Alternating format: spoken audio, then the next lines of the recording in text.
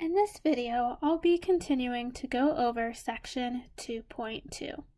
In this particular video, I'll go over a graphing example that puts together all the pieces and facts we learned in part 1 of the video on section 2.2. So let's take a look at the example. Let's graph f of x is equal to x times x minus 3 squared times x plus 4 cubed. The first thing we need to find is our end behavior.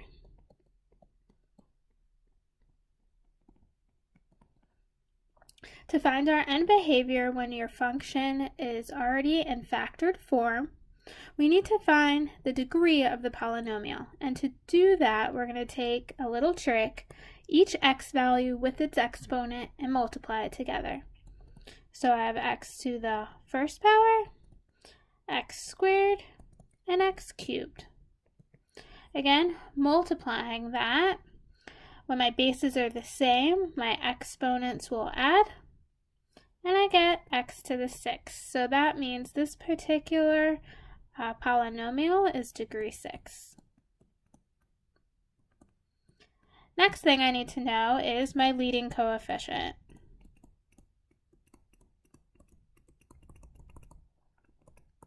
I can see in this problem everything in front of the x is just a 1, so leading coefficient, nice and easy, is 1. So drawing a mini graph, where are my end arrows going to be? Well, my degree is 6, that's an even number, so they're either going to be both up or both down, and my leading coefficient 1 is positive, so that means they're both going up. Next, I need to find the zeros. The zeros of a polynomial I get by setting each part of my factored expression equal to 0. So I have x equals 0, x minus 3 squared equals 0, and x plus 4 cubed equals 0. On the first one, it's already solved for us, so we have a 0 at x equals 0. On the second one, I'm going to square root both sides. I'm going to get x minus 3 equals 0. Add 3 to the other side, and I have my next 0 at x equals 3. And last one, cube root both sides. I get x plus 4 equals 0. Subtract 4 to the other side, and I get x equals negative 4. Next, I need to find the multiplicities.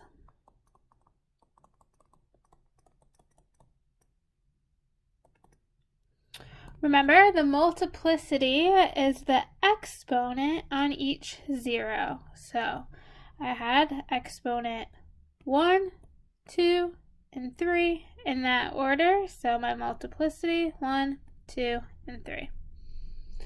Next, based on the multiplicity, I need to decide if my function is going to cross or touch at the x-intercept or the 0. So again, when my multiplicity is an odd number, it's going to be a cross. So 1 and 3 will be a cross. And when my multiplicity is an even number, I got 2 in the middle, that is going to be a touch. Next, I can calculate the y-intercept for my graph. And for this particular function, it was x times x minus 3 squared, x plus 4 cubed. Again, to find the y-intercept, I'm going to plug 0 into x and solve for y. So this problem will be nice and easy. So I have 0 times 0 minus 3 squared times 0 plus 4 cubed. Well, since I have that 0 multiplying on the outside, it doesn't really matter what the rest of those items are because I'm going to get 0. So the point 0, 0, of course, is going to be on my graph. Next, I need to determine where my function is going to be above and below the x-axis. So I call this doing a little sign test or number line to find that out. So on my number line, I'm going to place my zeros. So I have a 0 at 0, I had a 0 at 3, and I have a 0 at -4. Correct. All right, in between each of these regions, I need a test point. I can test -5, I can test -1, I can test +1, and I can test 4. Again, you can pick any number as long as it's in between each region. All right, and then I'm going to plug it into my function. Again, let me write the function down. It was y equals x times x minus 3 squared times x plus 4 cubed. All right, so let's plug in our first test point, -5. So -5 times -5 minus 3 squared times -5 plus 4 cubed. Now, I don't have to go through all the math. What is important is my number positive or negative? If the number is positive, that means your function is above the x-axis.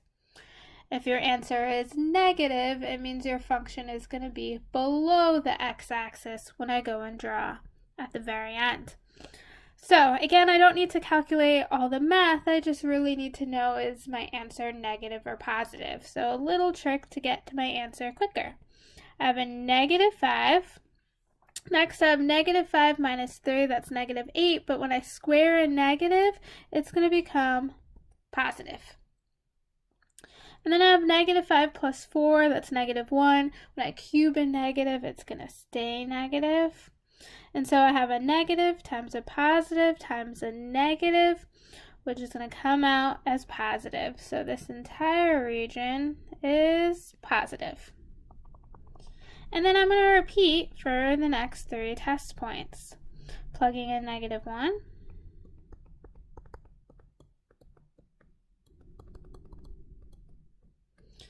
What do I get? I have a -1. I'm going to have a -4 squared, which is positive again. And then -1 plus 4 is 3. 3 cubed, that's going to be positive. So I have a negative times a positive times a positive, which is negative. So whole region is negative. Next, let's test 1.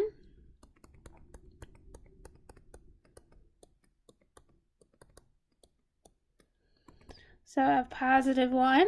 I have 1 minus 3 is negative, but when I square a negative, it's going to become positive.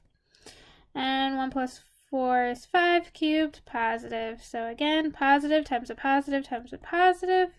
This whole region is positive. All right, just one more to plug in. Plugging in 4.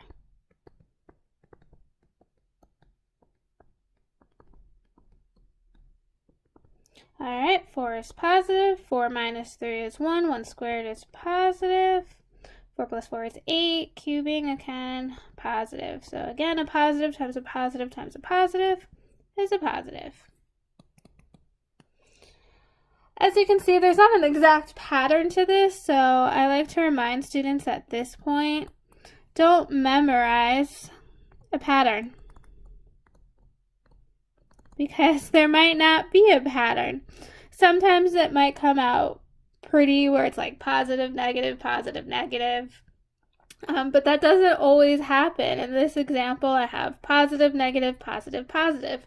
So please, please, please, whatever you do, I beg you, do not memorize the signs on this table or number line, because it is going to be different for every single problem you may come across. All right, so that means I'm going to be above the x-axis, below, and above and above. And let's put this together nice and pretty in our final graph.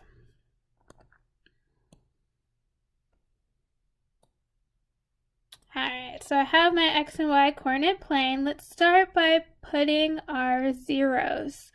So again, our zeros were 0, positive 3, and negative 4. The next thing I like to do is put my arrows for the end behavior. So let me scroll up because I already forgot. Let's see, our end behavior arrows were up, up for this example. So then I'm going to leave kind of some space and I'm going to say up and up over here. That reminds me, so another way I can do a good little double check is when you go on your number line, if your arrows were up, up, that's above the x-axis, so that should mean here on your number line, your two endpoints should be both positive. So that's a good little double check that you got your end behavior arrows correct. Alright, so what I do from here, I start at my left up arrow, and I start drawing my curve, and when I get to my first 0, I stop and pause for a second. My 0's at negative 4, so I'm going to travel back up to negative 4 on my 0, right here, and look at my information.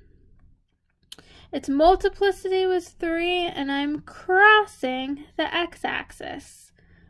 Alright, so I'm going to cross my x-axis and bounce and come back up to my next point. And at this point I can do a double check. Does that make sense with my number line? So now my graph is negative or below the x-axis, so that means the second part should indeed be negative, so that checks out. Alright, I'm at the 0, 0 now, so let me go back up to my information. Find here my 0, and then I'm going to look down at this information. Again, my multiplicity was 1, meaning it's going to be a cross, so I'm going to cross the x-axis again. I'm going to go up and bounce back down. Alright, let's double check that with the number line. I'm above the x-axis, meaning I should get a positive. Perfect, I did. Alright, last one. I'm at my 0, 3. Let's go back up to the information.